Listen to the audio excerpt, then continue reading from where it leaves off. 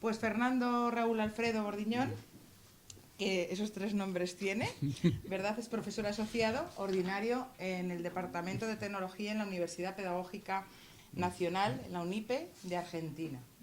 Pero además conjuga este cargo con el de profesor adjunto ordinario en la Universidad Nacional de Luján, también en Argentina. Desde allí se ha desplazado. Fijaros, si ha hecho kilómetros para estar hoy con nosotros, lo cual es una gran suerte porque es uno de los máximos expertos a nivel internacional en tema de inteligencia artificial, nuevos formatos. Su formación inicial, él se doctora en la UNED y realiza una especialización en redes sociales, en redes de datos y en comunicación y educación mediada por la tecnología. Pero no penséis que su viso, su mirada es instrumental, sino todo lo contrario. Por eso está hoy aquí con nosotros, porque él se preocupa principalmente de lo que es el sentido que tiene esa tecnología, en esa parte de la R de relaciones que tanto nos importa aquí en la Universidad de Zaragoza y que desde el punto de vista de las oportunidades y de las finalidades que debe de tener el instrumento es la persona lo más destacado. También ha trabajado temas relacionados con el desarrollo de saberes tecnosociales por parte de jóvenes en espacios informales de aprendizaje. Es decir, toda esa parte de tiempo libre, de ocio, donde vosotras y vosotros tenéis a vuestra disposición un elenco de oportunidades y de posibilidades muy amplio y muchas de las veces pues nos dedicamos a estar delante de una pantalla. Esto es algo común, ¿verdad?, a la juventud de hoy y es algo que también tenemos que investigar como profesionales del periodismo porque los productos que realicemos dependerán un poco del modo en el que nos relacionemos con la tecnología y también con otras personas que son tecnológicas. Simplemente aquí como aportación os diré que una investigación realizada por la Universidad de Oxford nos dice que las personas jóvenes es cuando más os estáis ahora mismo relacionando con los medios tecnológicos, con en este caso las redes sociales, y sin embargo cuando más aislados y solos nos sentimos. Esto nos invita a reflexionar, ¿verdad?, en una sociedad hiperconectada y que estemos sintiéndonos de un modo absolutamente distante. Vamos a reflexionar al respecto y también en torno a los temas que es especialista Fernando Bordiñón, entre otros los ambientes de aprendizaje informales como los Makerspace, los Hackerspace o los Fab Labs, buscando experiencias que contribuyan a mejorar la educación pública. Muchas gracias por venir a nuestra Universidad de Zaragoza. Os diré que Fernando, además de ser un experto internacional en estos temas, proveniente, como os he dicho, de Argentina, es también una persona increíble. Ayer tuvimos la oportunidad de estar conversando largo y tendido respecto a los temas que le ocupan y preocupan, y sobre todo esa mirada de salvar y transformar la sociedad con ese viso de lo que ya Freire, el gran educomunicador, en ese caso brasileiro, ¿verdad?, nos dictaba. Pues él es uno de esos discípulos que ha cogido una semilla de ese aporte a la sociedad. Muchas gracias, Fernando, y también a José Antonio Gabelas, que va a ser quien modere, compañero y yo diría partner inseparable de GICID, quien modere este encuentro, copartícipe entre todas y todos. Muchas gracias. Gracias, Carmen. Protagonista de este encuentro, yo quiero dar 2 pinceladas. Bueno, Fernando es nacido en Luján, una ciudad de Argentina que tiene el privilegio de tener la primera escuela pública de toda Argentina, ¿verdad? La acabamos ayer y es un honor saber que viene de ahí. Durante estos días previos al momento en que Fernando ha podido venir aquí con nosotros, hemos estado trabajando, conversando mucho y preparando este evento de una manera muy procesual, muy dialógica, es decir, muy de Freire, ¿no? Algo que todo el grupo GECIF del cual ha bebido. Y una de las cosas que Fernando suele utilizar con frecuencia es la metáfora del tsunami. Es muy interesante interpretar, identificar y observar la inteligencia artificial desde esta metáfora del tsunami. Es decir, todos sabemos lo que es un tsunami, ¿verdad? Y cuando estamos ahí metidos es imposible sacar la cabeza ni siquiera para respirar. Entonces, justamente, este evento va a ir en esa dirección. Es decir, Fernando, desde su mirada sociotécnica, ¿verdad?, nos va a dar una serie de pautas y de preguntas para reflexionar sobre esa inteligencia artificial que en ese tsunami estamos todos metidos en la instrumentalización de la inteligencia artificial, pero hay mucho más allá detrás de esta instrumentalización. Y bueno, yo ya me callo y le dejo a Fernando que hable. La sesión va a ser muy interactiva, él ya lo sabe, y hemos acordado que me toca a mí moderarla, entonces él, conforme lo vaya diciendo las cosas, yo no es que le vaya cortando, sino que a lo mejor voy lanzando también alguna pregunta, alguna puya. Vamos a dar vez a los que estáis aquí presentemente, o incluso a los que nos están escuchando cuando hagamos el enlace online. Así que, Fernando, muchas gracias. Bueno, después de tanto cariño, solamente queda, como buen visitante, agradecer a ustedes y a los que hicieron posible este encuentro, que van a hacer posible este encuentro, en particular a la profesora Lazo y al profesor Gabelas.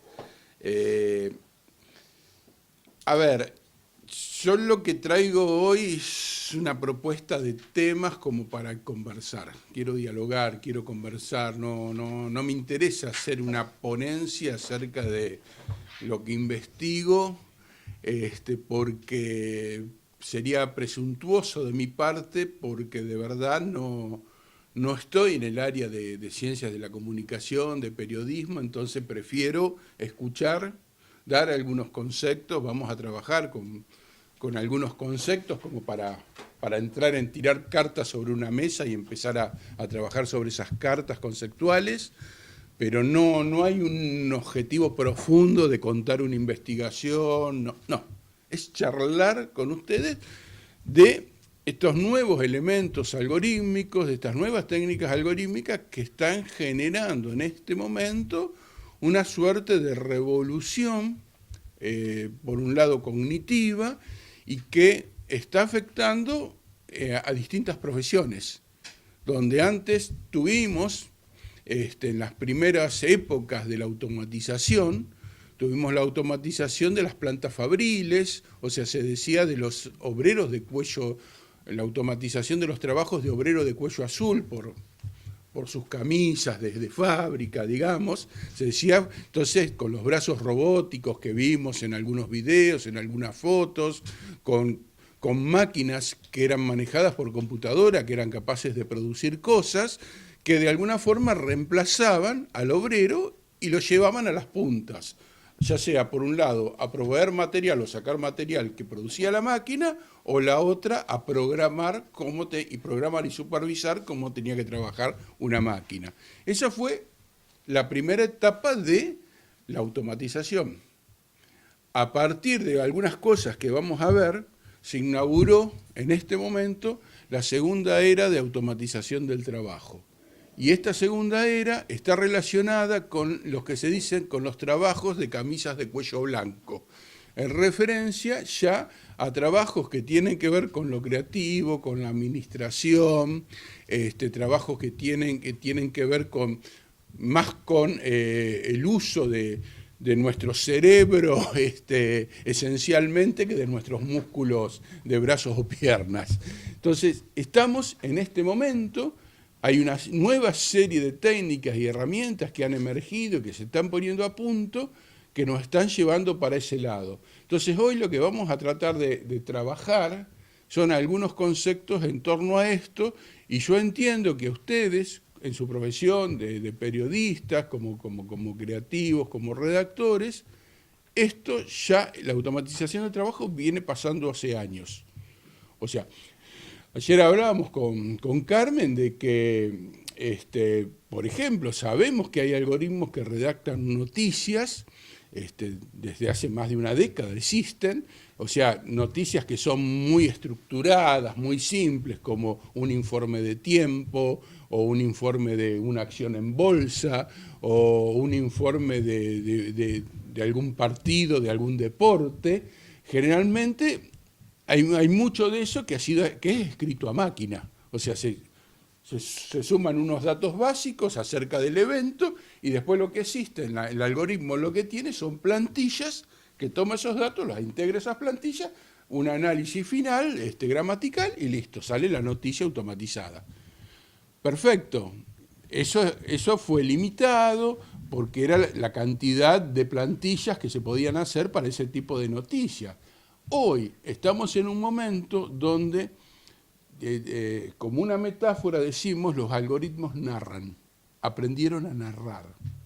O sea, y a narrar en sentido amplio estoy hablando, desde generar un texto, generar una imagen, generar un audiovisual, generar un diseño de un plano tridimensional de algún objeto, o generar una pieza musical a partir de una descripción que uno haga.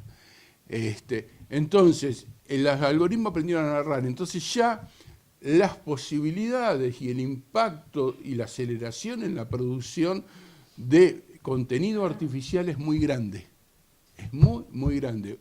Hoy nos encontramos en un momento donde la web cada día más hay mayor proporción de contenido artificial, o sea, no generado por humanos, que el día anterior. Y eso está trayendo y va a traer serie de cambios en nuestro cotidiano amplio, ya sea en nuestras formas de entretenernos, en nuestras formas de trabajar, en nuestras formas de aprender, en nuestras formas de enseñar. Entonces, bueno, yo lo que traigo hoy es alguna suerte de temas como para reflexionar sobre esto. Así que, bueno, voy a abrir un poco la presentación. Utilizamos una metáfora como las nuevas fábricas algorítmicas de desinformación en la era postdigital. Y yo voy a hacer alguna presentación que un poco la consensué con el profesor José Antonio, y vamos a empezar con una agenda de trabajo, una propuesta inicial, como que vamos a tener 3 partes en la charla. Una primera parte que nos encontramos un problema de formación de ciudadanos en la era digital. O sea, hoy en la era digital hay otros elementos, más allá de los saberes clásicos, de las alfabetizaciones clásicas, hay otros elementos que componen esta realidad tecnosocial que derivan en que tiene que estar revisada de forma constante qué es alfabetizar y sobre qué alfabetizar y cómo alfabetizar y los alcances de la alfabetización.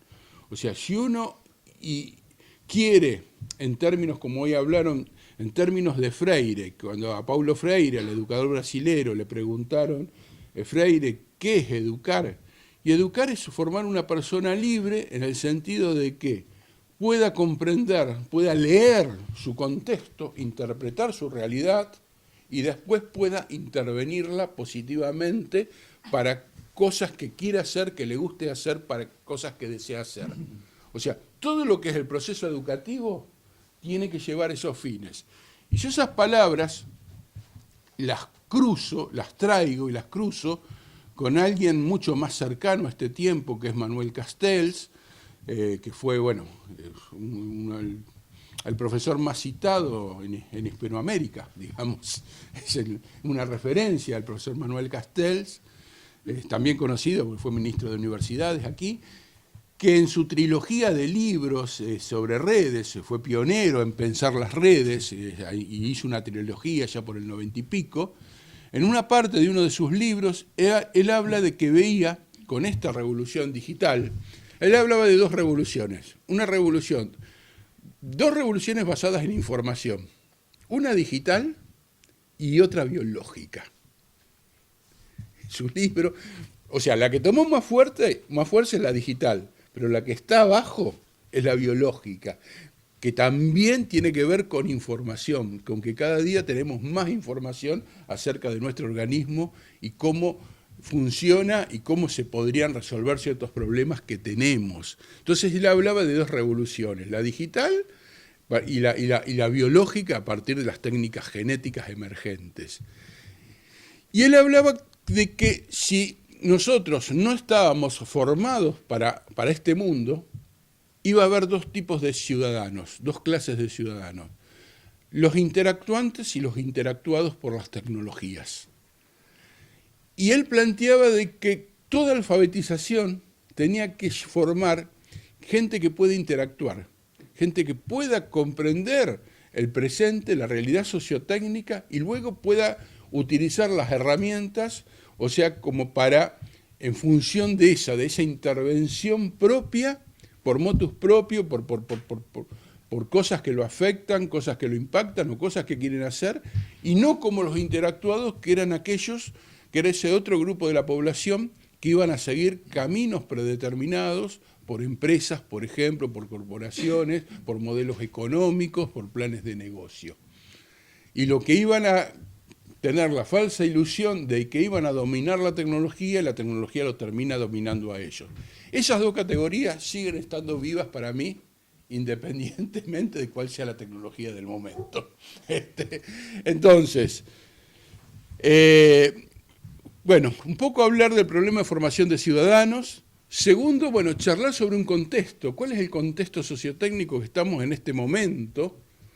Y por último, bueno, alguna idea, alguna punta, si es posible, acerca de, bueno, qué hacer educativamente, un poco como para sobrellevar esto, para sobreponerse, como para tener una actitud positiva, para una buena formación ciudadana.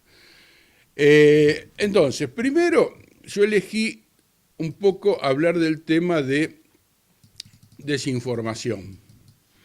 O sea, ustedes, casi periodistas, pueden saber, pueden ver, pueden haber leído que la desinformación es tan vieja como las personas en el planeta, digamos. ¿Cuál es la diferencia en este momento con la desinformación que podía ocurrir hace 50 años en una guerra, o la desinformación que podía ocurrir al principio de los medios masivos, o la desinformación que podía ocurrir con las leyendas y la mitología griega o las mitologías locales? Tenía que ver más que nada con el alcance, con la difusión, con la amplificación de los mensajes de desinformación. O sea, generalmente estaba reducido y tenía que ver cuál era el soporte en que esa desinformación corría.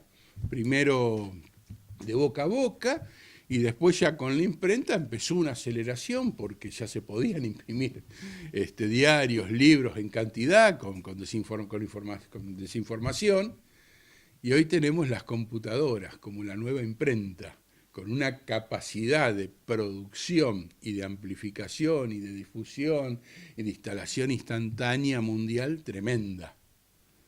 Entonces, bueno, el fenómeno de ese contenido intencionalmente falso, que puede tener muchos fines, como vemos ahí, entonces lo podíamos tener en leyendas. Por ejemplo, ahí sobre la derecha un personaje que se llama Yassi Yateré, que es un personaje paraguayo, de la selva paraguaya, que es como un pequeño demonio que está en el bosque, y que si los chicos se van al bosque solos, los puede capturar el demonio y se los puede llevar. Entonces, esa desinformación, o sea, ese mito, por ejemplo, tenía que ver con proteger a los chicos, un mito de desinformación bien intencionado, con proteger a los niños, por ejemplo, de que no vayan solo al bosque y no se aventuren. Entonces, era una forma de desinformación, pero bueno, que tenía una suerte de buena intención, y muchas leyendas tienen eso, pero no dejan de ser desinformación. O, por ejemplo, la iglesia en general, es más, con algunos temas tabú, con algunos temas de sexo, ha generado mitos en la adolescencia, en el crecimiento, en la pubertad. Ha generado una serie de mitos que lo que trataban eran con esa desinformación acerca del comportamiento, del cuerpo humano, de las relaciones, lo que trataba de alguna forma era, desde la mentira, tener alguna suerte de control sobre lo que se debía hacer según los cánones y lo que no. Y después la desinformación la tuvimos también en la guerra, históricamente. La guerra no únicamente se ganó con armas que tiran tiros o cohetes o cañones, también se ganó con desinformación, con llegar a las filas del enemigo diciéndole con mentiras para que se rindan, para bajar la moral, o con tirar panfletos desde aviones diciéndole que ya la paz estaba sellada, ríndanse. Y un ejemplo más cercano de una desinformación, pero que no fue planificada, sino que terminó siendo una confusión, que fue, bueno, la clásica emisión de La Guerra de los Mundos, donde Orson Welles, con su presencia, su voz, y su buena locución, sin querer, dice, terminó sembrando un pánico muy grande a partir de una supuesta invasión extraterrestre al planeta. Entonces, bueno, la diferencia hoy, como les decía, era que esto antes era reducido, limitado. Hoy en la red tenemos vías, medios, formas de desinformación a montones. Ustedes seguramente están reconociendo en esta transparencia cosas que habitualmente todos los días se chocan, ven, se encuentran. Por ejemplo, me gustaría un poquito abrir el diálogo. A ver, ¿reconocen estas formas como pequeños trucos, trampas o contenidos falsos? Por ejemplo, un clickbait. ¿Quién no siguió un link que decía una cosa y lo llevaba a otra cosa?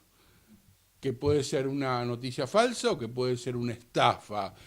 O, por ejemplo, empieza a leer un titular de un medio, seducido por el titular porque le interesa, le motiva, y después de leer el titular lee la bajada y ya la bajada no tiene tanta relación con el titular. Y después empieza a leer las primeras líneas del desarrollo de la noticia y la noticia termina hablando de otra cosa. Ahí es cuando los editores se meten sobre los autores y terminan instalando otras cosas.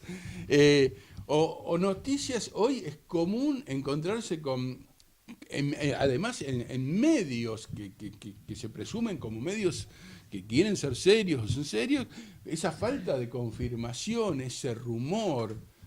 Acuérdense del mandato del periodismo, que era la verificación de fuentes.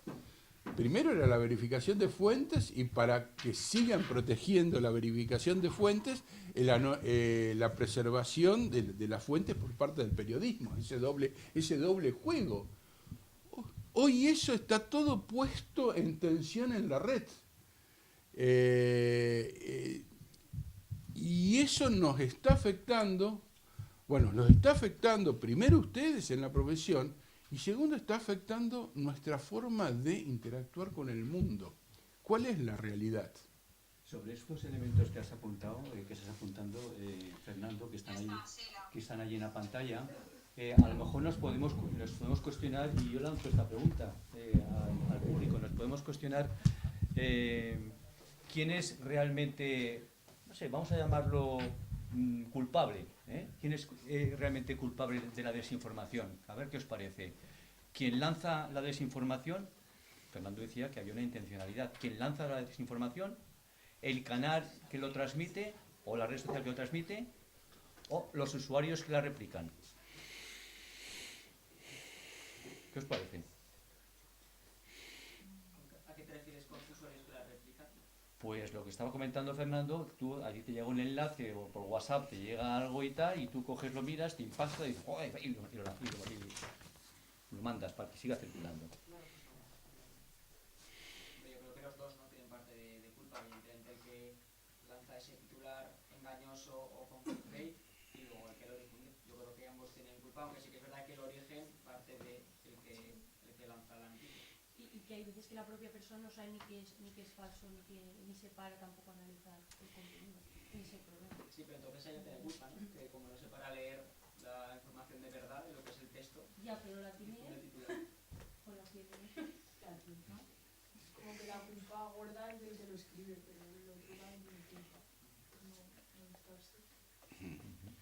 Pero también entra en juego el canal. Es decir, si a mí me llega una información por WhatsApp, que no es mi caso, pero por decir, si me llega una información por WhatsApp, entiendo que es un canal con el que estoy hablando con gente, pues bueno, que es de mi círculo privado, entonces no me van a enviar cosas falsas. La buena fe. Claro. Por ejemplo. Bueno, hoy todo eso está en tensión. todo eso está en discusión. Hoy, a ver, en mi juventud, en mi niñez, esas dos frases que están ahí, lo dijo la radio, debe ser verdad, o la otra, lo escuché en televisión o lo vi en la televisión, es verdad, o está escrito en el diario de la mañana, es cierto. Esas fueron las referencias de mi niñez. No había discusión posible cuando algo se decía acerca de si era verdad o no, cuando algo salía en un medio masivo. Hoy está todo en discusión. Hoy está todo en discusión. En poco tiempo hemos invertido la situación y es como que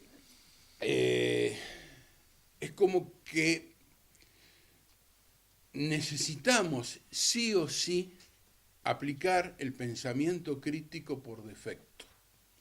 Ya el pensamiento crítico para desarrollarnos en la ciudadanía, en la era digital, ya no es un accesorio, ya no es una expresión de deseo, ya tiene que terminar siendo algo que es totalmente realidad. ¿Por qué?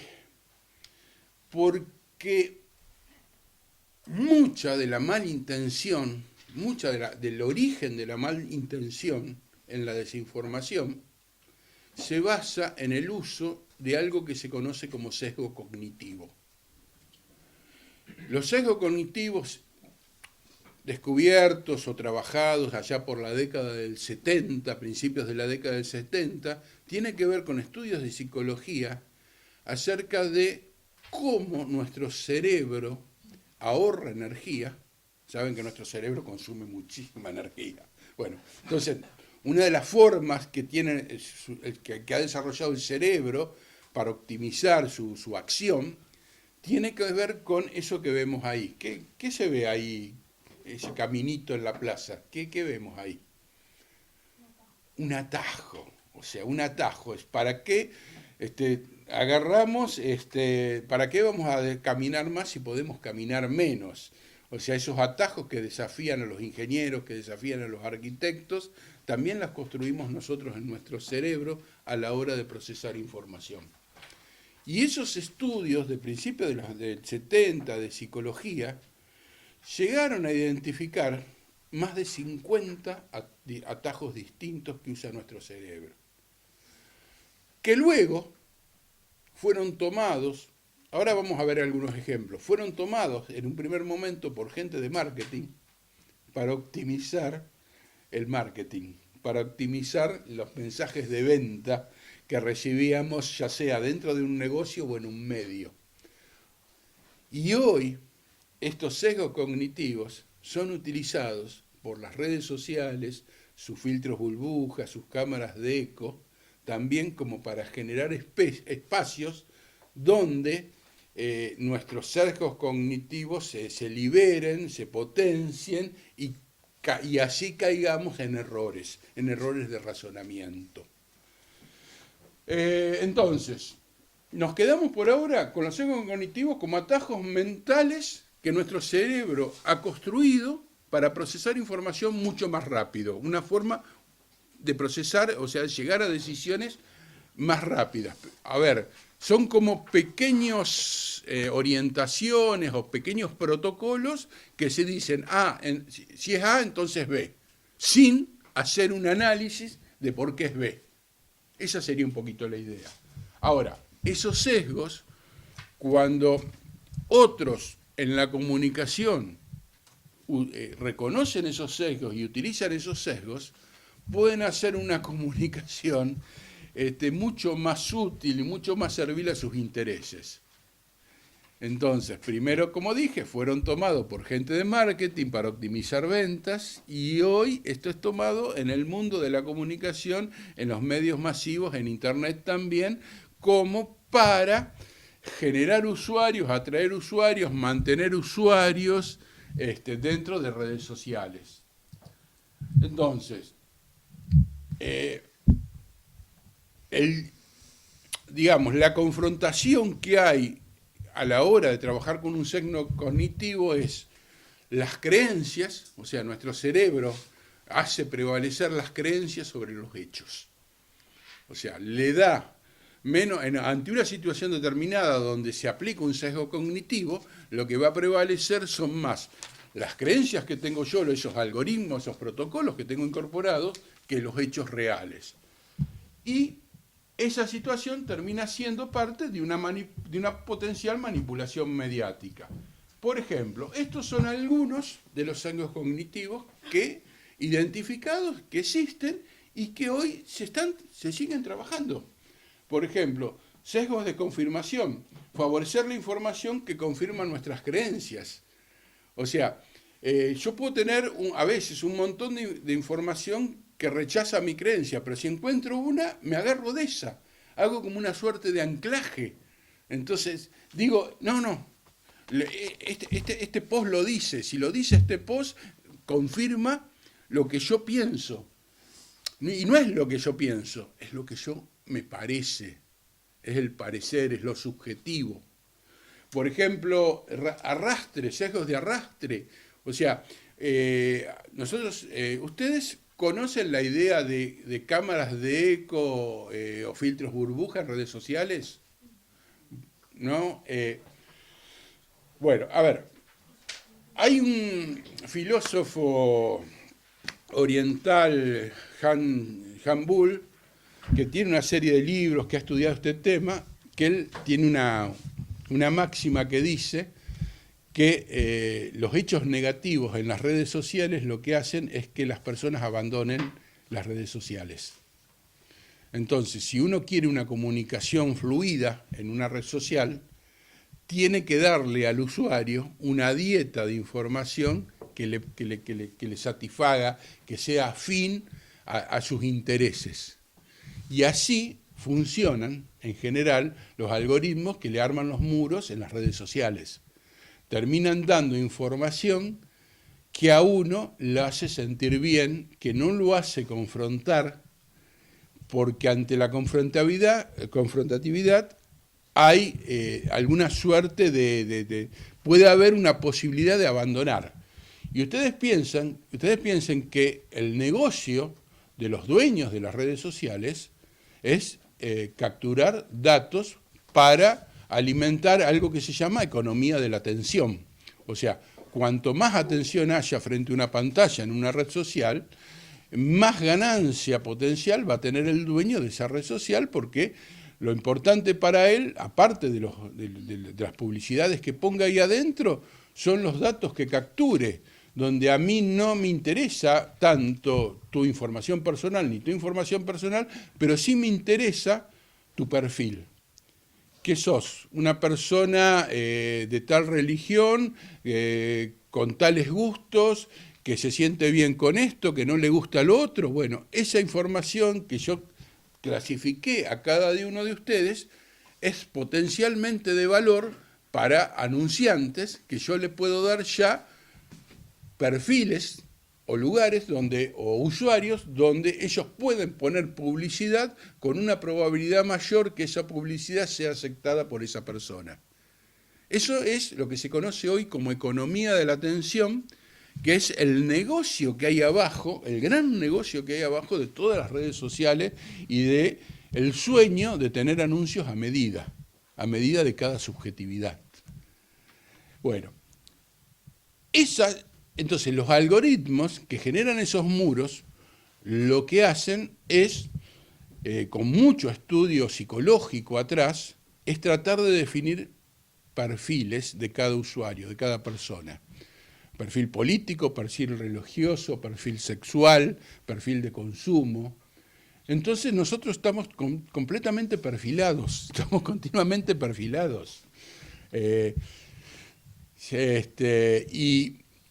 Y esos perfiles, y esa forma de hacer muros, y esa forma de evitar la conflictividad extrema que puede ser que uno abandone, se arman, se alimentan los algoritmos, tienen incorporado esta idea de cuáles son sesgos cognitivos. Porque esos sesgos cognitivos, o sea, se programan los próximos posts en base a algunos sesgos cognitivos. Entonces, lo que hacen es que la persona sienta, que el usuario sienta más a gusto, que sienta que el mundo es lo que ve a través de la pantalla, que sienta que todos están de acuerdo con su pensamiento, que sientan que a todos les gusta su color. ¿Sí? No simplemente el micrófono, si lo puedes poner. Exacto. Ahí está. Así que, bueno, esto es un tema que me parece que es un tema que dejo, que me parece que hay que trabajarlo en educación, hay que trabajarlo fuerte. Yo esto lo trabajé más en educación, que es un tema que hay que trabajarlo fuerte y hay que tener conciencia. ¿Por qué? Porque son los lugares, los sesgos, son las técnicas por donde puede llegar a entrar la desinformación mucho más fácilmente y el manejo de la opinión pública.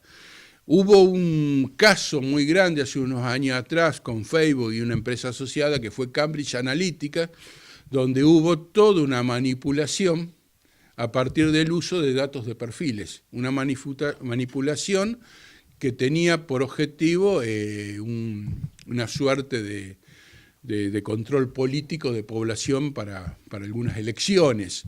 También ya hay papers académicos que hablan acerca de manipulación por desinformación de la campaña del Brexit. Hay papers que hablan de la campaña de Trump del año 2016. Y le contaba ayer a la profesora Lazo que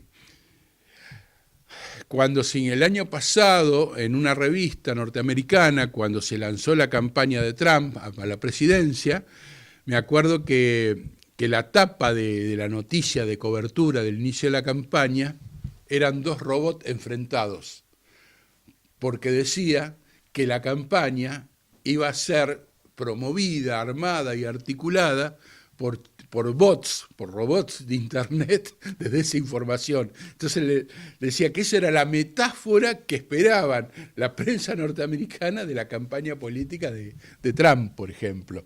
O sea, poniéndolo como que no era una persona y un robot, sino 2 robots. Bueno, entonces solamente decir,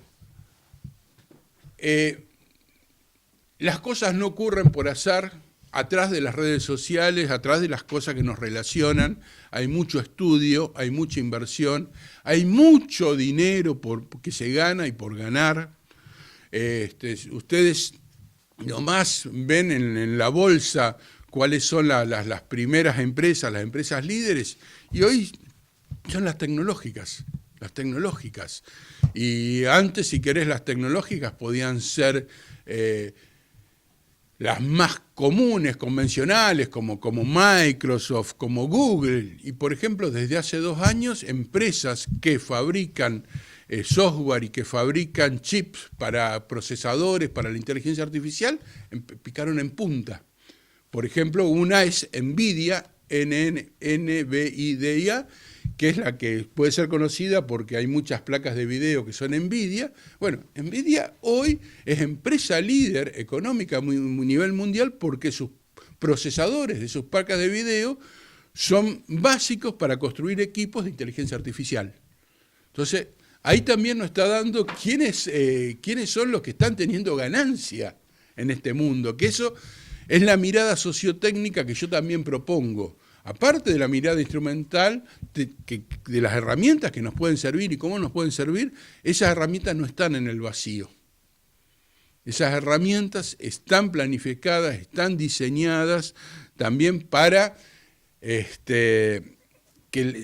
generar, en algunos casos, esa suerte de ciudadanos interactuados.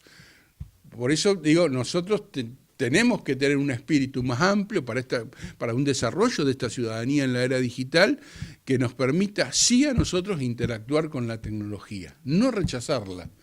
Pero para interactuar con la tecnología hay que animarse a abrir un poquito cajas negras tecnológicas. Hay que animarse a mirar un poquito qué hay adentro.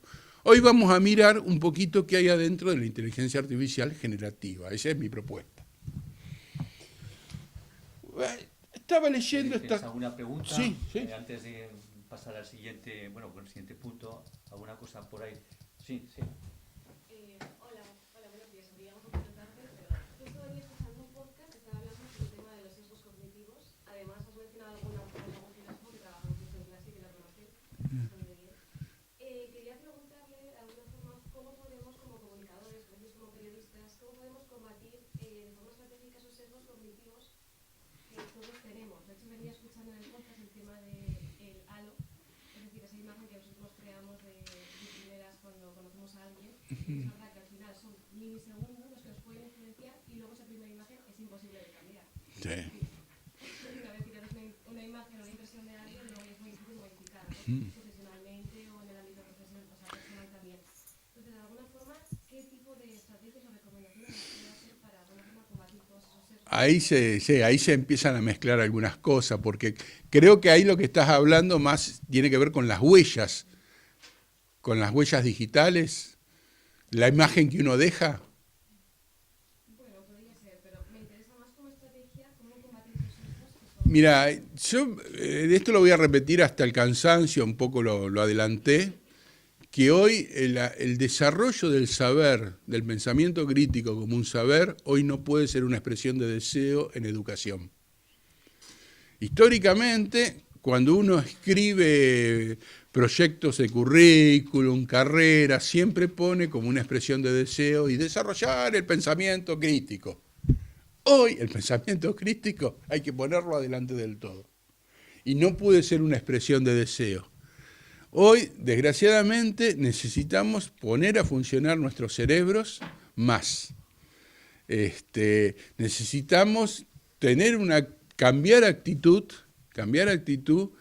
y hay tanta desinformación, tanta operación o tanto farolito chino de engaño para llevarnos por caminos no deseados, que lo que hace es que tengamos que cambiar de actitud y a una actitud más de desconfío por defecto o de verifico por defecto o tomo mis dudas o mi reserva por defecto y después actúo. Entonces me parece que es eso, más en educación. En educación, que es como en la formación del ciudadano estoy hablando. Y después para ser aplicado a toda la vida, porque las formas de producción y de circulación del engaño han crecido exponencialmente. Hoy estamos en un mundo donde crecieron exponencialmente. Yo con una computadora y un software puedo llegar a generar acá, poner una fábrica, digamos, de información falsa. Hoy eso algorítmicamente un alumno avanzado de computación lo hace. Digamos, 2x3, cuando acudo a repositorios de programas y de proyectos de investigación de estudiantes, me encuentro, por ejemplo, con muchos software para chequeo de noticias. O sea, ¿qué hacen de proyectos de chequeos de noticias? O sea, pero para esos proyectos de chequeo de noticias, para probarlos en el laboratorio, para armarlos, tienen que tener generadores de noticias falsas. Y bueno, tienen que hacer sus generadores de noticias. Y bueno, la cantidad de generadores de noticias falsas que veo y la forma fácil para un estudiante medio, un profesional junior, es muy grande. Entonces, también quiero decir que hoy hay una simplificación en las herramientas, en la disponibilidad y uso de herramientas muy, muy grande. Bueno, eso es lo único que puedo decir por ahora. Pensamiento crítico, y ya no como expresión de deseo educativo ni formativo. Estos días, no sé si recuerdan a Pierre Levy. Pierre Levy es aquella persona que propuso la idea de inteligencia colectiva. O sea, a partir de que tenemos un Internet en que podemos estar conectados, podemos interactuar en tiempo real, podemos generar proyectos en tiempo real, Pierre Levy había propuesto hace más de una década la idea de que este tiempo lo que va a hacer es promover la inteligencia colectiva. Y la inteligencia colectiva como el saber de muchos, de alguna forma, coordinado, da por resultado un saber mucho más fuerte y robusto que los saberes individuales.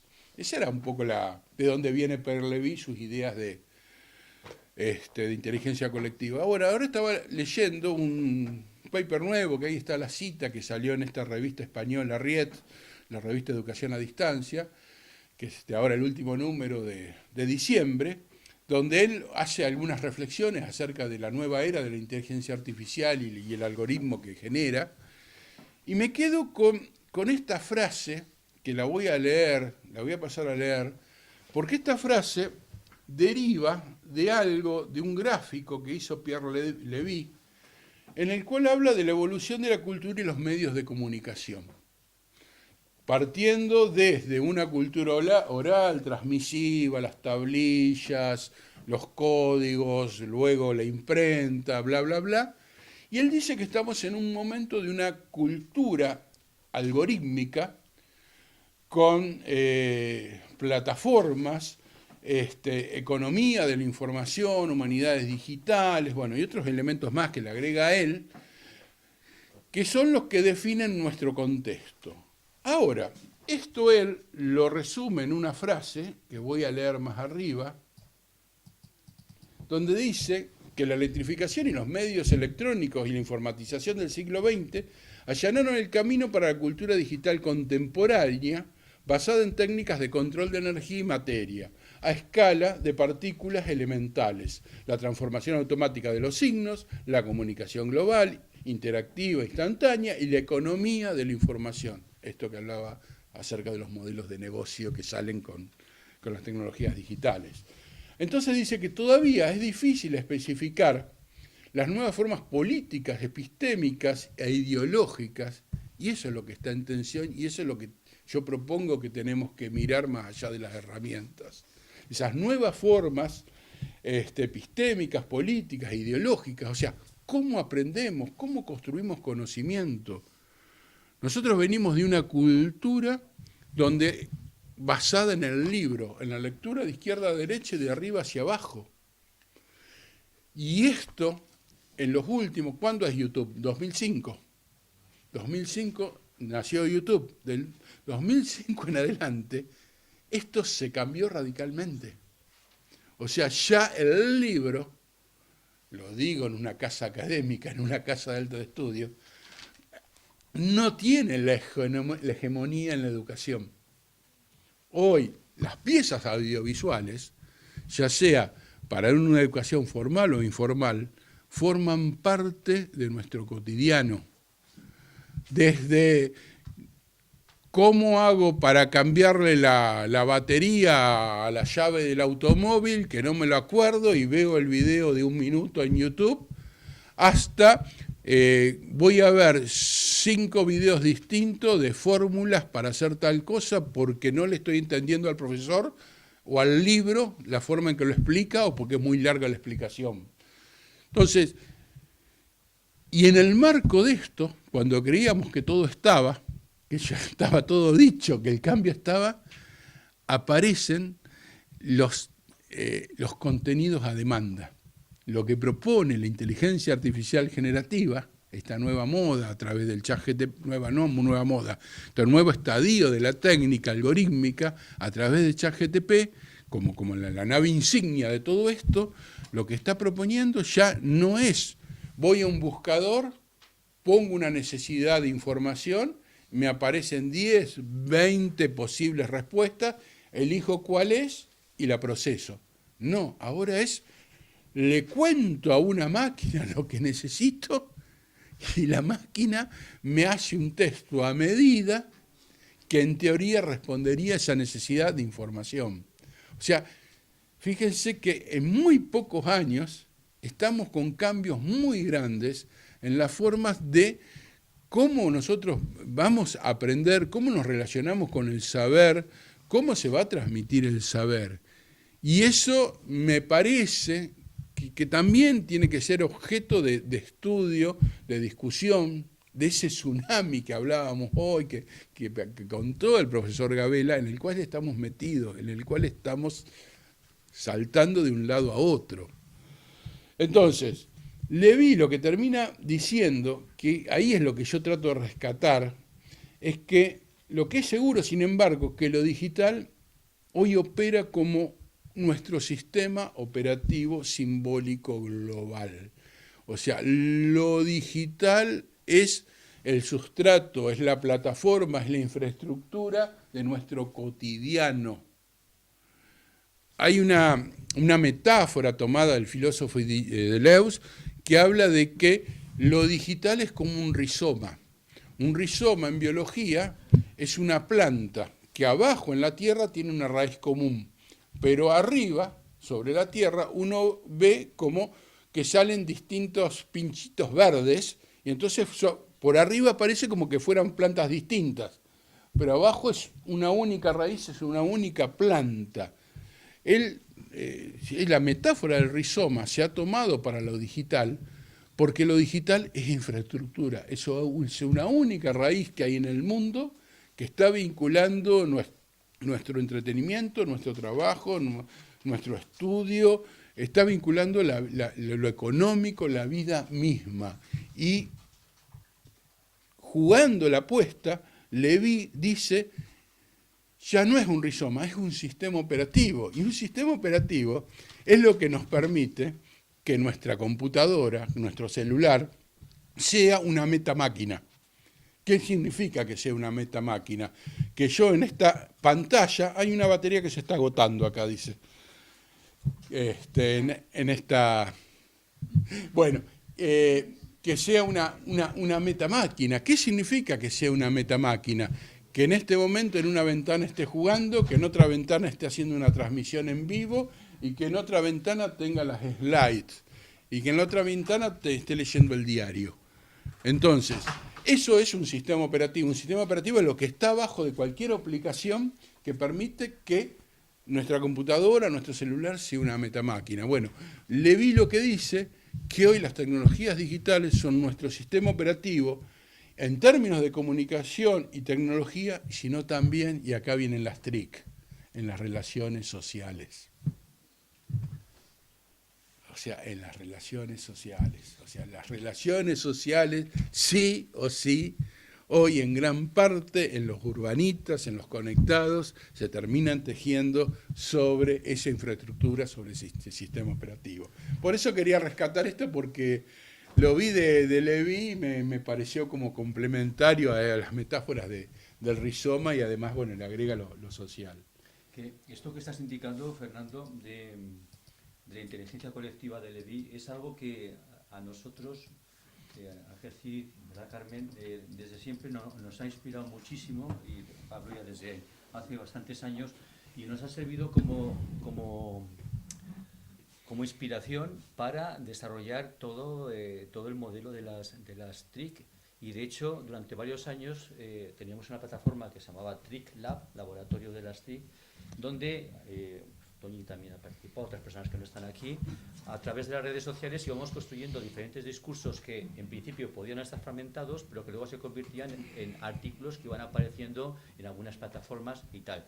Entonces, claro, inteligencia colectiva, Harari tiene una trilogía interesantísima, y concretamente el primer libro de Harari, bueno, no el primero, de esa trilogía es Homo Sapiens, donde él expone una tesis que conecta con el pensamiento de Levy, en el sentido que él sostiene en ese primer libro que la evolución del hombre, de la persona, del ser humano, de la humanidad, se ha debido en gran medida a su capacidad para construir un relato que conecte unos con otros. Sí. En los tiempos más remotos, ¿verdad?, los agricultores, los cazadores funcionaban en pequeñas comunidades que estaban aisladas y separadas entre sí. Entonces Harari dice, bueno, pero luego fueron avanzando, el lenguaje evolucionó, y antes incluso de que apareciera la imprenta, toda la oralidad permitía que esas tribus fueran cada vez más numerosas para llegar a esta situación. Pues este mismo autor publicó el año pasado el libro Nexus, donde da un salto cualitativo muy interesante que conecta con lo que estabas comentando tú, Fernando, y ahora voy a la pregunta.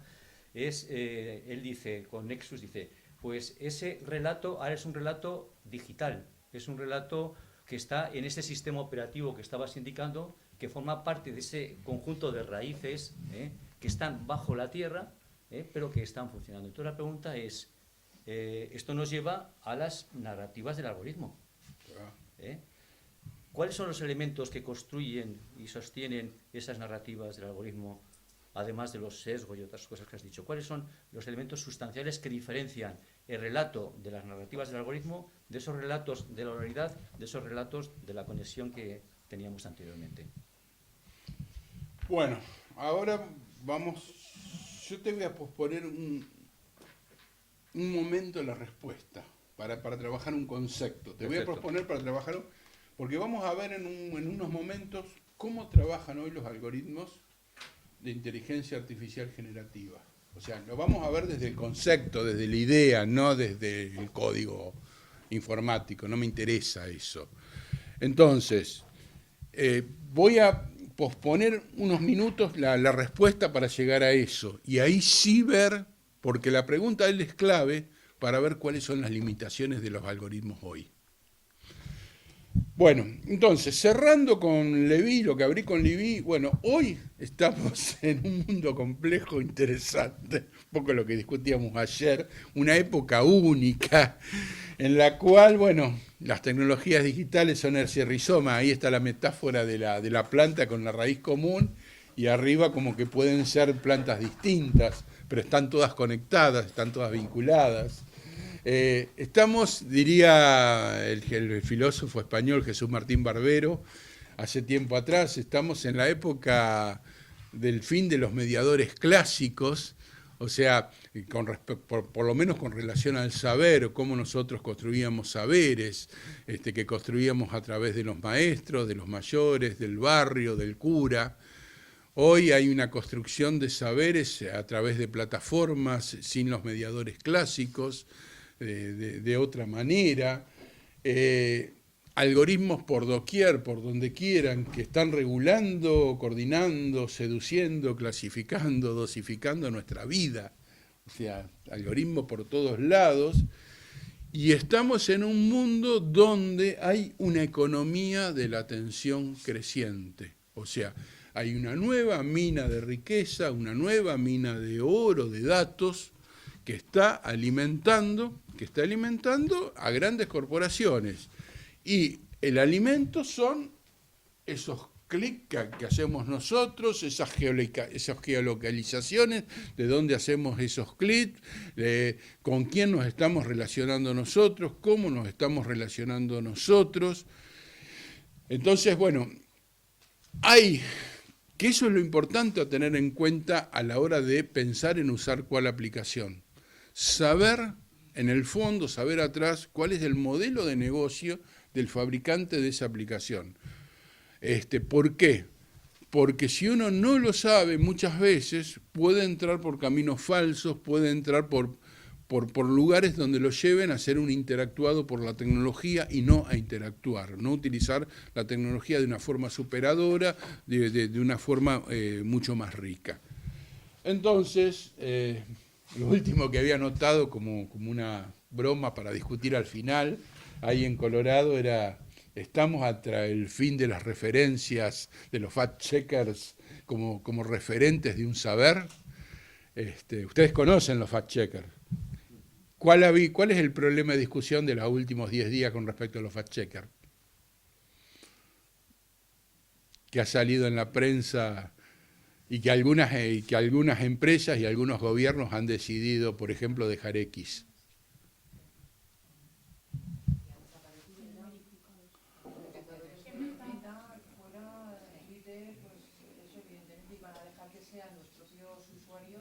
Claro.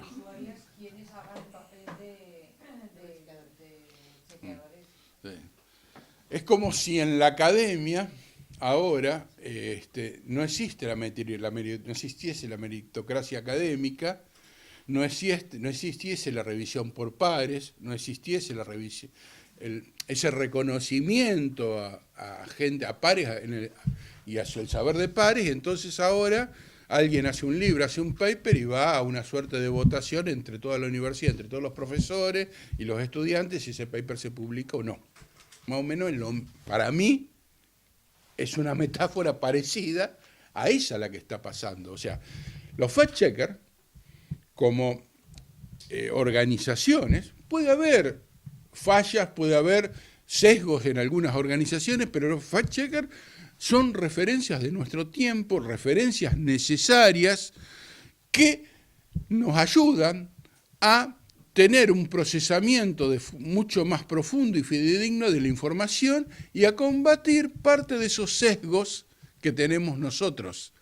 Porque de última, si yo tengo una duda con una noticia, tengo por lo menos dos formas de sacarme la duda. Hacer una investigación, ir a buscar fuentes acerca de la veracidad de ese dicho, o la otra, recurrir a un fact-checker y reconocerlo como autoridad y tomar lo que me dice el fact-checker. Bueno, ahora Elon Musk, desde X, ha puesto fin a los fact-checkers, los ha tildado de parciales, de interesados, de peseteros, lo mismo este hombre de Facebook ha dicho, y entonces lo que están cambiando es integrando ahora formas donde los usuarios denuncien desinformación. Denuncian. O sea, entonces entramos en un campo mucho más sangriento de lo informativo. Vamos a entrar en una era, y esa metáfora que yo me hice, me planteé, bueno, pero ¿qué pasa si pasa lo mismo de los fact-checkers dentro de la academia?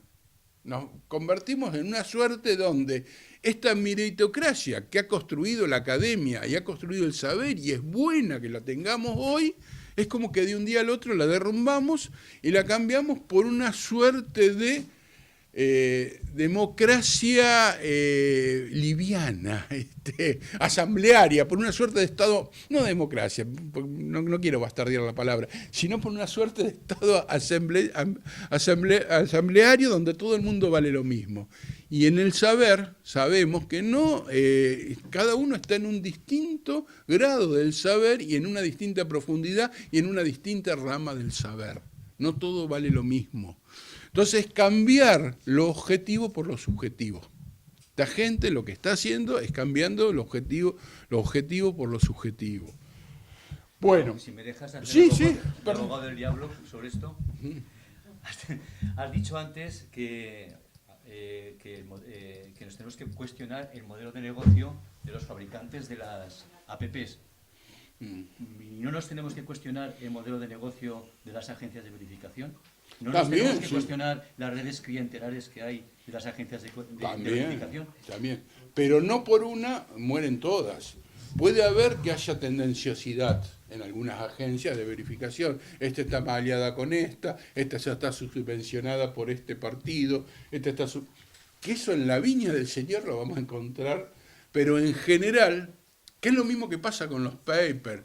A ver, no cualquier autor de un paper académico tiene únicamente los intereses académicos, en investigación médica, en investigación financiada por farmacéuticas, se ha encontrado mucho fraude y mucha trampa históricamente. Entonces, pero eso no inhabilita tus papers, por ejemplo, por decir algo. Y acá pasa lo mismo, digamos, pero en general, en los fact-checkers hay una referencia, hay una suerte de referencia general que nos ayuda a combatir esos sesgos y esos intentos de desinformación. Lo que uno capaz que tiene que ser más seleccionador de que no todo fact-checker vale lo mismo. Esa es otra cosa. Bueno, vamos ahora a entrar en una parte de conceptos. Vamos a repasar la idea de qué es la inteligencia artificial. Yo la quiero definir muy simple a la inteligencia artificial. Un programa clásico, común, que no tiene inteligencia artificial, es una receta algorítmica en un lenguaje de computadora que hace una determinada tarea. Procesa datos para hacer una determinada tarea. Ese programa, cuando lo hace un programador y lo prueba y lo pone a andar, siempre va a tener el mismo comportamiento. Por más que le cambien los datos de entrada y de otros datos de salida, el comportamiento interno, las instrucciones de ese programa van a ser las originales del programador. No va a tener cambio en su estructura. Es algo monolítico. Esa es la programación clásica, la programación que no tiene inteligencia artificial. Ahora, existe un segundo tipo de programas, aparte de los clásicos, que son los programas que incluyen técnicas de inteligencia artificial. Esas técnicas lo que hacen es, a partir de la experiencia, ese programa, a partir de ser utilizado una y otra vez por un usuario, ese programa es capaz de modificar su comportamiento, modificar sus reglas, sin necesidad de que un programador lo vuelva a programar. O sea, se dice que ese programa aprende a partir de interactuar con los usuarios. Esa es la diferencia. Cuando hablamos de inteligencia artificial, estamos hablando de eso, de algoritmos donde las máquinas pueden de alguna forma aprender y modificar su comportamiento interno. Entonces, de forma autónoma, sin necesidad de programadores. Eso, así, de forma lo más simple posible, es como definí inteligencia artificial. Fíjese que esto es bárbaro, porque de alguna manera lo que hemos logrado hacer, hemos logrado construir agentes algorítmicos, agentes artificiales que modifican su comportamiento. Ya no es el juguete que compramos robótico, que apretamos este botón, hace esta cosa, apretamos este botón, hace otra cosa, al otro día viene mi otro hijo, aprieta este botón, hace lo mismo, aprieta el otro botón, hace lo mismo.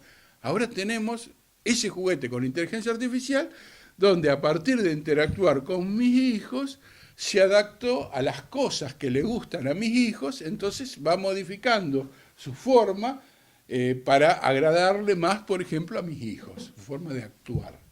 Y ya los botones no hacen lo que venían haciendo de fábrica. Esa es la idea. Bueno, nos vamos a quedar con esto por ahora. La inteligencia artificial es algo viejo, inicia con la pregunta de Alan Turing, allá por el 30 y pico, acerca de si una máquina, si una computadora, una máquina de cálculo puede pensar. Con esa pregunta se inicia la era se reconoce que se inicia la era de la inteligencia artificial, con la pregunta de Turing. Y luego, 10 años después, más o menos, en una conferencia de Dartmouth, varios investigadores que venían trabajando sobre esa pregunta, sobre esos temas, le formalizan la idea, formalizan el área de conocimiento, el área de investigación, y le ponen por nombre inteligencia artificial. La inteligencia artificial, de alguna forma, nació con esa idea: una máquina puede pensar. Y lo que Turing, porque lo voy a recuperar después, lo voy a decir ahora, Turing dio una prueba en la cual una persona, había en una habitación una persona y en otra habitación había una computadora. Y había una tercera persona que era un interrogador, que le hacía preguntas escritas, y una pregunta la daba a la habitación de la persona, que no sabía que estaba la persona, y otra pregunta se la daba a la habitación de la computadora, que no sabía que había una computadora. Entonces Turing decía, si luego de interactuar en un ida y vuelta de preguntas y respuestas repetidas, el interrogador no podía distinguir en qué habitación estaba la persona y en qué habitación estaba la máquina, se decía que esa máquina tiene comportamiento inteligente humano. No que es inteligente, sino tiene comportamiento. Y Turing, de última, lo que terminaba diciendo era que si una computadora podía emular el comportamiento humano, había algo de inteligencia humana en ella. Ahora, eso está muy lejos de comprender, de la autoconciencia, de que la computadora sepa que es una computadora, de que la computadora tenga emociones, que la computadora sea consciente de cuál es su espacio y tiempo. Entonces, hoy estamos en la era que hemos construido algoritmos, programas, que emulan muy, pero muy bien la forma en que los humanos generan contenidos de distintos tipos, ya sea escrito, ya sea pinturas, ya sea temas musicales. O sea, hoy estamos en el momento, estos últimos años, estos últimos 5 años, es el momento inaugural en las cuales las máquinas han comprendido la forma de comunicación humana y a partir de esa comprensión de la forma de comunicación humana pueden emularla, pueden reproducirla, pero sin comprender lo que dicen, lo que generan, sin tener conciencia de su espacio, de su tiempo, ni de los otros. Esto, no quiero, yo a veces me ataco a mí mismo y me rompo, me emociono y me rompo el orden de las cosas. Entonces, bueno, para terminar un cachito, ahora vuelvo a lo... Para terminar, inteligencia artificial la vemos todos los días, la vemos en todos lados. Ahí reconocen muchas cosas que hay ahí, desde los coches autónomos o los carros autónomos, o nos bajamos en la T4 de Barajas y nos lleva a ese trencito sin conductor. Ahí hay inteligencia artificial, en la aspiradora, en la rumba que hay en algún hogar, en ese brazo robótico de la primera era de automatización de trabajo, de los cuellos azules, en Netflix. ¿Por qué hay inteligencia artificial en Netflix, les parece a ustedes? Te ofrece, por ejemplo, según lo que tú vas viendo, ¿no? O sea, ves un contenido y te ofrece como propuestas parecidas y también se sirve de lo que tú has visto o de cuánto tiempo has visto una cosa. O sea, hay un aprendizaje del comportamiento de cada usuario. O sea, y en ese aprendizaje va modificando y adaptando la interfaz, en teoría, a los gustos del usuario. Entonces, hay técnicas, o sea, el algoritmo de Netflix está aprendiendo de nuestros datos. O, por ejemplo, en seguridad, ahí vemos en esa fotografía un algoritmo de inteligencia artificial que toma un video, toma una fotografía y es capaz de identificar los objetos que hay en ella. Por ejemplo, estas cosas se están utilizando hoy, esas cámaras que vemos en la vía pública, tienen estos algoritmos atrás. Y cuando identifican algún objeto raro o un objeto en algún lugar que no debe estar, están dando voces de alarma. Esto es común, hoy está integrado dentro de las cámaras de video, de las cámaras de fotografía, las cámaras que son capaces de reconocer rostros, identificar rostros, buscar parecidos, bueno, por todos lados. Entonces, ahora retomamos. ¿Qué pasa en este momento con la inteligencia artificial? Yo dije que es vieja, viene de larga data. La inteligencia artificial, desde la llegada de Internet, se ha visto muy beneficiada. ¿Por qué?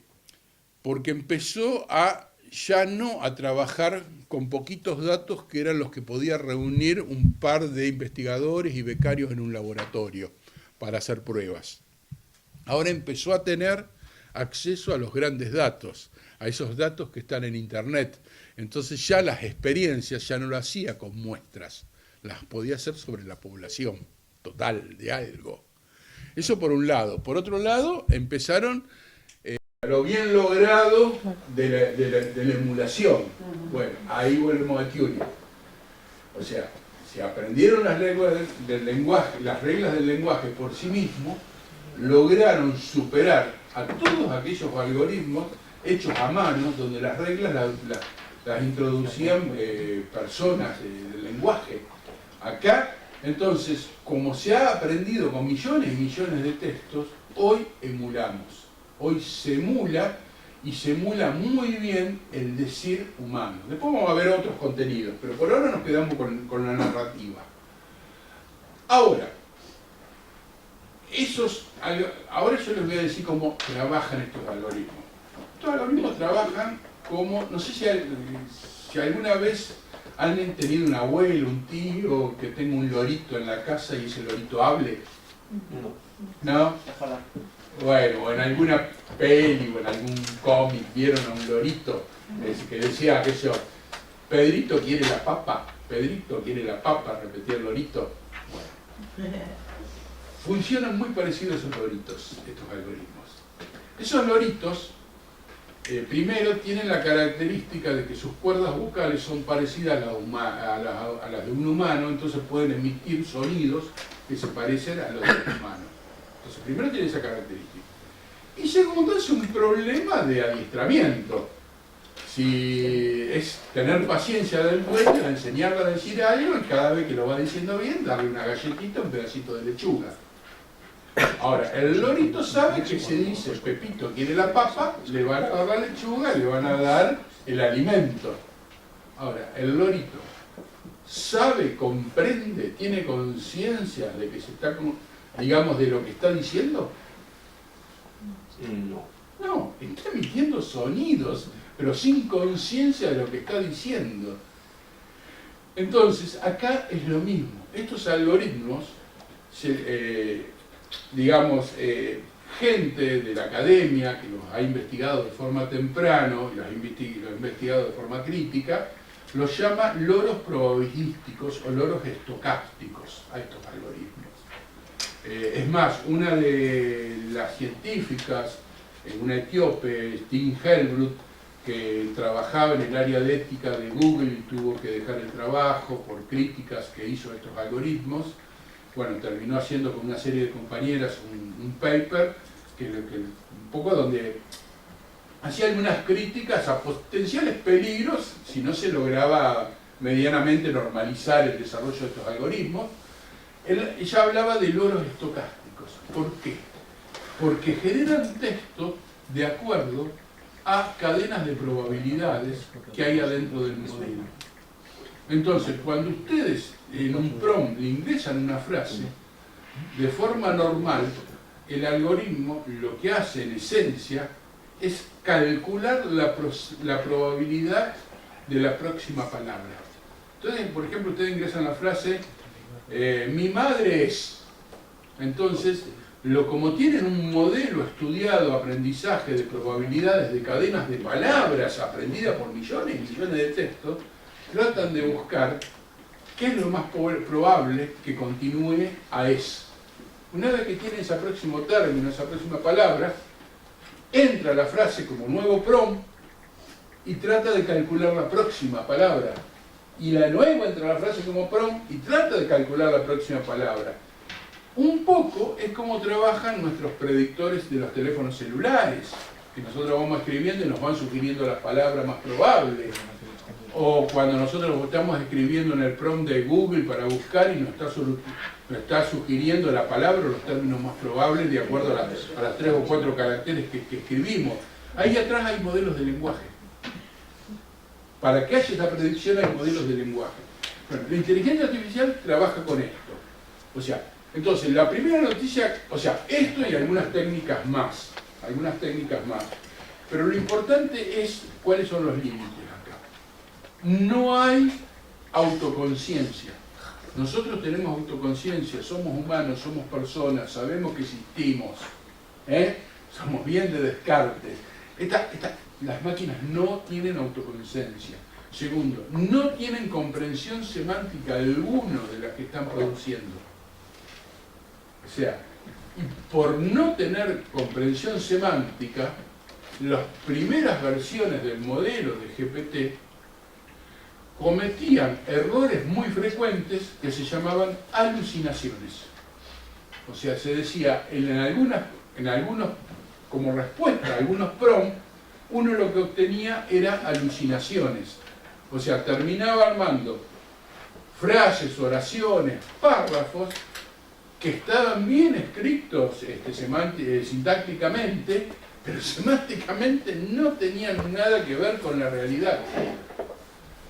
Doy un caso. A ver si la recuperamos. Esta es la etíope Stig Helbrut, que hizo este paper, loros estocásticos, los peligros de los loros estocásticos. Es un paper muy recomendado porque no es técnico, habla de la esencia de lo que estamos viendo y a dónde podemos ir si no tenemos alguna suerte de regulaciones y apropiaciones positivas en el uso de estos algoritmos.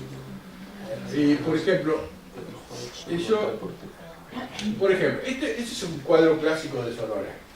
de Sorolla. Este es el cuadro clásico que tiene que ver con una pintura de declaración social, de presentación de una problemática social.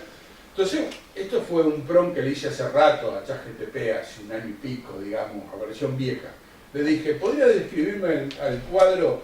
Aún dicen que el pescado es caro, de Joaquín Sorolla, y me contestó ese día. El cuadro muestra a una mujer sentada en un banco en un puerto pesquero con una expresión resignada y un montón de pescado fresco a su lado. A su alrededor se pueden ver otros personajes, como pescadores y trabajadores moviéndose en el puerto. Esto es un ejemplo de alucinación. Lo guardé. Esto hoy ya está resuelto. Si le ponen esto ya está resuelto. Pero es un ejemplo de alucinación. ¿Por qué? Porque no es que el algoritmo tiene una representación interna del cuadro y lo que está haciendo es una descripción, una construcción descriptiva de ese cuadro. Lo que está tratando de hacer es, a partir de ese prompt, generar un texto más probable de la escritura humana, pero más probable en probabilidades puras, no en comprensión ni en semántica. Y es lo que lo llevó a alucinar. Si ustedes buscan alucinaciones de ChatGPT, se van a encontrar recopilaciones con las cosas más disparatadas, con las historias más disparatadas. O por ejemplo, este otro fallo. Le preguntamos, ¿quién ganaría en una carrera, una cebra de 4 patas o un guepardo de 2 patas? Me da la respuesta lógica sin comprender el truco, la trampa que hay en la pregunta del guepardo de 2 patas. El guepardo tiene 4 patas, corre a tanto, me da esa respuesta. Entonces, este es otro tema. Acá el humano maneja la ironía, maneja el humor, maneja el sentido fino del lenguaje, que los algoritmos eso no lo hacen, porque no tienen comprensión, no manejan la semántica. Entonces, bueno, esos son los límites. Entonces, no quiero decir que estas herramientas no sirven. Lo que digo, y lo pongo en relación a lo que dije al comienzo, estas herramientas tienen errores. O sea, son herramientas que nacieron imperfectas. Su diseño, por su forma de trabajar, hacen que sean máquinas imperfectas por naturaleza. Ahora, lo que nos tenemos que preguntar ahora sí, es ¿cuándo conviene usar estas herramientas? ¿En qué situación? ¿Y con qué previsiones hay que trabajarlas? Voy a dar un ejemplo de ¿qué pasa cuando un analfabeto quiere aprender con estas herramientas? Y esto es un caso que pasó en Argentina. La persona que vemos ahí es Mario Pergolini, es un eterno joven provocador de los medios, empresario y provocador, siempre burlándose de todo. Bueno. Entonces hace un TikTok, y en el TikTok, que está ahí en YouTube, empieza diciendo: hoy en día, si vos le preguntás a ChatGPT en sus nuevas versiones que le explique a un nene cómo multiplicar, se lo explicaría mejor que un maestro. Ya arranca así. Con todo el respeto que le tengo a los maestros, y se llegó a eso porque hubo un montón de maestros. Listo, bueno, pide disculpas, pero le pega. Entonces dice a ChatGPT, le pregunta ahí en línea, viste que tienen la versión hablada de ChatGPT, le pregunta: ¿me explicas por favor qué es multiplicar? No lo entiendo. O sea, está supuestamente emulando a un niño, creo que es 8 años cuando aprenden a multiplicar, está emulando el comportamiento de un niño. Un niño le preguntaría, según él, le preguntaría a ChatGPT así, para aprender a multiplicar. ChatGPT le contesta: multiplicar es una forma rápida de sumar el mismo número varias veces. Por ejemplo, si tienes 3 grupos de 4 manzanas, en lugar de sumar 4 más 4 más 4, simplemente multiplicas 3 por 4, así que 3 veces por 4. Está bien, una respuesta correcta. No apropiada por un niño de 8 años, digamos, pero bueno. De nuevo le pregunta: pará. No, pará, ok, no lo entendí. explícamelo de otra forma, porque la verdad, así no lo entendí. Entonces, ChatGPT le dice, imagina que tienes un montón de caramelos. Si tienes 5 bolsas con 2 caramelos en cada una, podrías sumar 2 más 2 más 2 más 2 y te daría 10. De nuevo le pregunta, no lo entiendo, ¿y de dónde saco el número para multiplicar? ChatGPT le dice, vamos a simplificarlo, está bien, a lo que voy es que nunca se va a cansar, bueno, ahí dice como reflexión final, dice la persona, está bien, a lo que voy es que nunca se va a cansar, siempre me va a dar las mejores respuestas y puede estar así todo el día. Esto lo podemos poner en un robot, ¿y cuál es la diferencia que haya un robot o un señor o una señora a quien está a alguien totalmente empático que va viendo y te dice si no esto no se hace? Esta persona no se dio cuenta que ChatGPT en una versión de este año cometió un error. Él está tratando de aprender, se supone que tiene una distancia con el saber mayor que la que tiene la aplicación que le está enseñando, y la aplicación le acaba de dar una respuesta errónea diciéndole de que 5 por 2 es igual a 2 más 2 más 2 más 2, que es 8. Entonces, ese es el problema. Yo tomé esto como una ironía, como algo grotesco, si se quiere decir.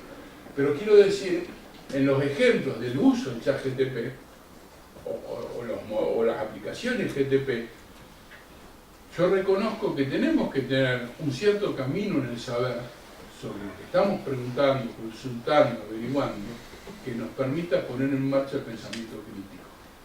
Porque estas máquinas son imperfectas por naturaleza, aún cometen errores, por un tiempo van a seguir cometiendo errores, y es como tener un maestro que comete errores en su saber, no a propósito para interpelarlos y promover los aprendizajes, sino que esté convencido de sus errores y lo corrija convencido de sus errores.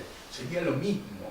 Entonces, quiero decir, a mí esto me ha ayudado mucho ChatGPT. Me ha ayudado mucho, a veces haciendo consultas largas, retroalimentándolo una y otra vez, a conectar autores en investigación, a conseguir datos de investigación, que todo después lo chequeo, pero me ha servido muchísimo. Ahora, el tema es que esto, si no tenemos ese pensamiento crítico, estamos muertos, estamos, digamos, metidos en una máquina que es totalmente imperfecta. Y voy a dar el último ejemplo. En la Universidad de Luján, en la carrera de informática, yo tengo la última materia a cargo, que es el taller de tesina, donde los estudiantes arman su propuesta de tesina conmigo. Cuando apareció ChatGPT, lo primero que hicieron los estudiantes me preguntaron si podían usar ChatGPT. Yo dije sí. Ahora, yo no les podía decir esto que le estoy diciendo a ustedes, así de una forma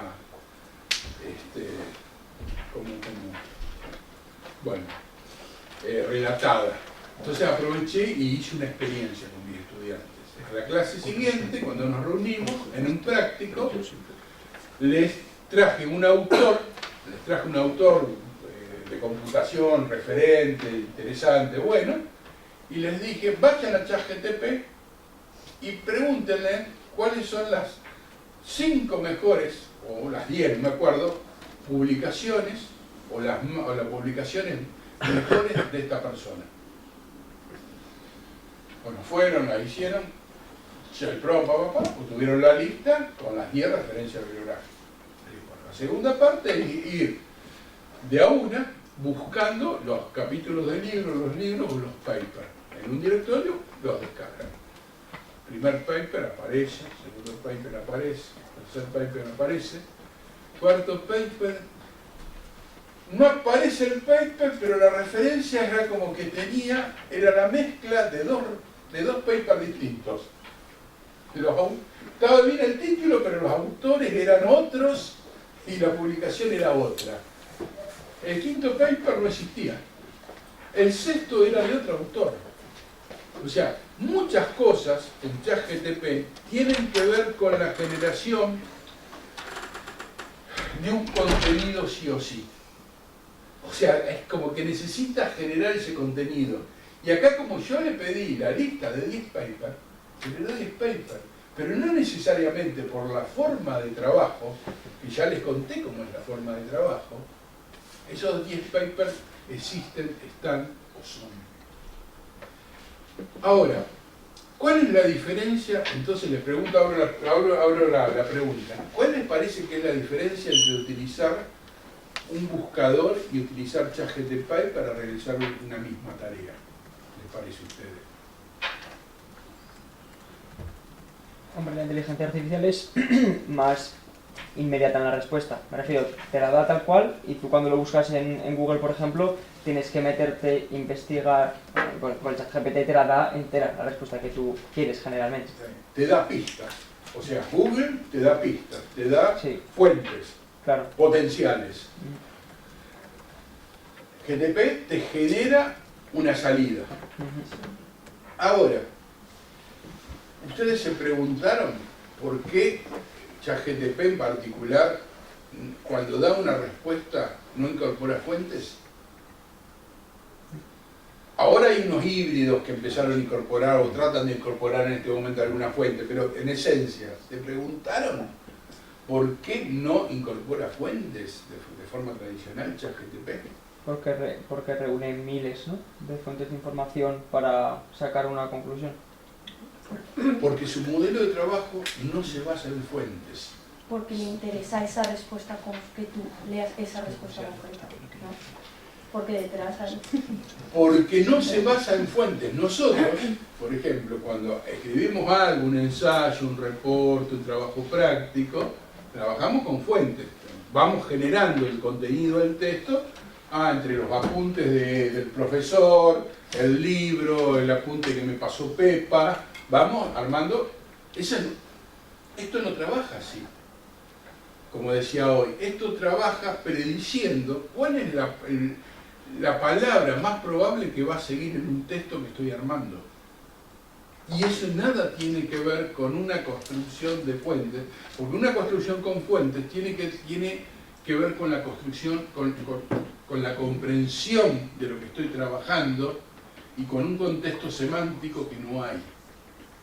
Bueno, pero hay que distinguir también que ChatGPT 3.0 y 3.5 termina su entrenamiento en 2021.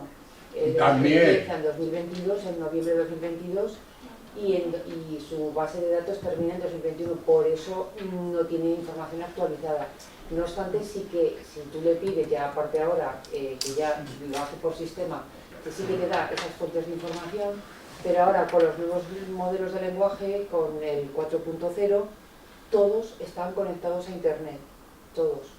Entonces, ahí te dan en tiempo real Bing, Gemini, el Copilot, que aparte han comprado todo el sistema de ChatGPT, ahora ha cambiado y ahora tienes una conexión real y te están dando las fuentes informativas. Los medios de comunicación, ¿qué están haciendo? Pues quieren que la persona que entra a ChatGPT a preguntar sobre tal tema, ese medio de comunicación está pagando dinero para que el ChatGPT, Copilot, Gemini les incluya como fuente informativa. Pero eso empieza como una suerte de parche. ¿Por qué? Porque la construcción del texto sigue siendo así, sigue siendo por probabilidades. Ahora, después empieza a haber una segunda parte del procesamiento, se le ha agregado en las últimas versiones, que es agarrar ese texto y tratar de vincularlo, conectarlo con fuentes. Pero la construcción es probabilística. Sigue siendo todavía probabilística, que ese es un salto que hay que superar.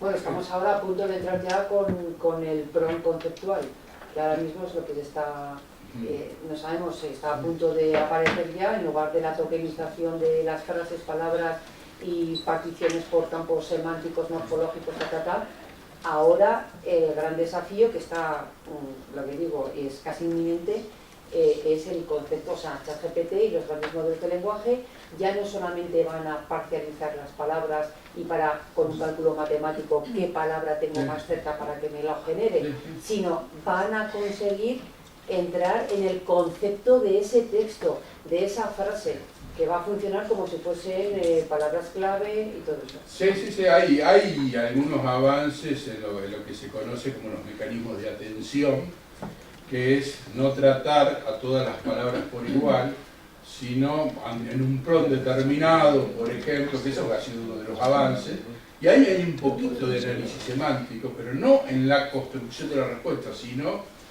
en el comprendimiento, con la comprensión de lo que se quiere. Y ahí sí hay técnicas como que se aplican, bueno, no importa, son computacionales, pero que tienen que ver dónde el algoritmo le debe poner atención en la interpretación. No todas las palabras de un prompt valen lo mismo. Hay algunas que tienen, eso sí se ha logrado. Ahora, el problema grande es la respuesta, es cómo se formulan las respuestas y la comprensión semántica y el trabajo semántico sobre la respuesta. Sí. Ya para terminar, porque me parece que estamos, ¿verdad?, en los últimos minutos de nuestras respectivas clases, de las asignaturas con el alumnado que ha venido. A mí sí que me gustaría, Fernando, como ayer también planteamos en la cena, una reflexión final respecto de aquí, con esta celeridad de cómo la tecnología va mutando, de qué 10 años vista, teniendo en consideración que cada vez la inteligencia artificial está copando y ocupando más espacio de las funciones que realizamos, pues desde los traductores, por ejemplo, ¿verdad?, como bien decías, en locución también, en periodismo, en todas las vertientes de las disciplinas humanas. ¿Cuál es esa perspectiva que tú consideras que puede haber en la trascendencia que pueda tener a nuestras profesiones de comunicación y de educación? Y luego también una reflexión respecto al punto que abordábamos ayer. Cada vez más en los grandes laboratorios de investigación en tema molecular y celular están llegando a tener más opción de que las células se regeneren, de tal forma que nuestra vida se va a alargar. Sin embargo, parece que todos estos sistemas hacen que nuestra mente se vaya anulando poco a poco. ¿Serán que los dueños del poder mundial, y esto no es que sea una teoría conspiranoica, pero sí que parece que se hagan con esas formulaciones de agotar y de acelerar nuestra mente, dado que nuestro cuerpo va a ser cada vez más, no inmortal, pero sí, pues no va a tener más posibilidades de vida? Bueno, para ir cerrando, bueno, me quedo con estas reflexiones en el ámbito educativo y en la que empecé diciendo hoy, con que hoy el pensamiento crítico es una necesidad educativa básica, un saber básico a desarrollar. Y ahora trato de ir por el lado de lo que dice acá la profesora Lazo. A ver, sí o sí, el trabajo hoy está teniendo cambios significativos. Hay tres elementos que están traccionando los cambios en el trabajo. Uno que tiene que ver con la informacionalización de casi cualquier actividad, la plataformización y la automatización. Son los tres elementos que traccionan los cambios en el trabajo actual. Ahora, dentro de la automatización, estas nuevas herramientas y este avance donde ya los algoritmos de inteligencia artificial no predicen solamente, ni clasifican, ni detectan, ahora son capaces de generar contenido, están empezando a impactar en una amplísima gama de profesiones, de trabajos. Hubo un estudio pionero que está publicado ahí en abierto, hecho creo que por la Universidad de Pensilvania y los laboratorios de OpenIA, los creadores de ChatGPT, donde estudiaron, tomaron el catálogo norteamericano del registro de profesiones y oficios norteamericanos, o sea, no sé, será el Ministerio de Trabajo, tomado el Ministerio de Trabajo de Norteamérica, y hicieron un grupo de expertos humanos, pusieron a ver cada uno de esos oficios y profesiones, cómo se vería, la palabra que utilizaron es expuesto, o cómo dialogaría, o cómo se vincularía, usaron la palabra expuesto, con estas tecnologías de la inteligencia artificial generativa. Y le dieron una calificación de porcentaje. Desde los más expuestos, por ejemplo, los matemáticos, y los más expuestos tienen que ver con los que más colaborarían y potencialmente con los que más reemplazarían potencialmente estas tecnologías, a los menos expuestos, por ejemplo, los menos expuestos, me acuerdo, los cuidados humanos. Todo el tema de cuidado, de salud, cuidado, acompañamiento, son los menos expuestos a esta tecnología. Ahora, en el medio, ese estudio está abierto, habla de que esa exposición hace que necesariamente en las formas de trabajo tenga que haber cambios sí o sí. ¿Cuáles son los cambios? Bueno, estamos en el tsunami que hablábamos hoy. Y yo creo que desde la academia son los espacios que tenemos hoy para reflexionar, para tomarnos un poquito de aire y pensar un poquito más para acompañar al desarrollo de esa ciudadanía para la era digital. Eso por un lado. Después, por otro lado, plantear el tema de que el trabajo en sí, hoy la máquina tiene muchas limitaciones, Entonces lo que tenemos que ver nosotros es cómo la máquina nos potencia, cómo nos acompaña, más que cómo nos reemplaza. Sí nos puede reemplazar en cosas básicas, un chat que te atienda en un banco o en una operadora, pero en tareas más complejas, donde la creatividad humana, el pensamiento divergente hace falta, ahí creo que la máquina está a mucho tiempo todavía en reemplazo. Y la otra es, debemos aprender a convivir con máquinas imperfectas. Debemos aprender a no fiarnos al 100% y a tener esa actitud crítica. Nosotros nos construimos, la humanidad se construyó con máquinas que son perfectas, que hacían lo que tienen que hacer. Ahora estas máquinas de vez en cuando hacen lo que no deben hacer. Es otro tema. Entonces también hay que tener criterio de dónde las usamos, con qué las usamos, porque puede haber profesiones, lugares, situaciones donde un porcentaje de error es muy bien tolerado. Ahora en medicina, en un diagnóstico, en una operación, ¿qué porcentaje de error se tolera en una máquina? Bueno, muchas gracias, Fernando. Como conclusión, ¿verdad? Que no es un punto final, sino, digamos, un pensamiento que yo creo que lo tenemos que llevar de aquí en adelante. No dejemos que la tecnología deje de estar a nuestro servicio, que esté a nuestro servicio. Muchas gracias. Por último, darle un aplauso a nuestro...